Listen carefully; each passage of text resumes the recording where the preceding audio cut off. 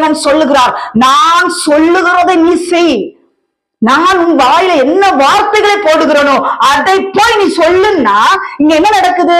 கர்த்தர் ஒரு வார்த்தையை கொடுத்தா ஜனங்கள் வருத்தப்படுவாங்களே, ஜனங்கள் சபைக்கு வராம போயிருவாங்களேன்னு சொல்லி தேவனுடைய வார்த்தையை புரட்டக்கூடிய ஊழியக்காரிகள் நிறைய பேர் எழும்பி இருக்கிறார்கள். இந்த கடைசி காலத்துல கிட்டத்தட்ட 98% ஊழியக்காரர்கள் இப்படித்தான் இருக்கிறார்கள்.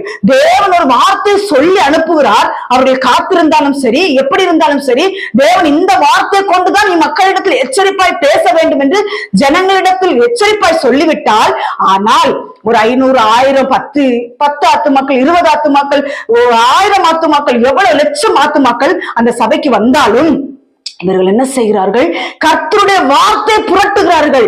கர்த்தர் சொல்லுகிறது சொல்ல மாட்டேங்கிறாங்க. ஏன் அப்படின்னா ஜனங்கள் சபை விட்டு போயிருவாங்க, ஜனங்கள் வருத்தப்பட்டுருவாங்க.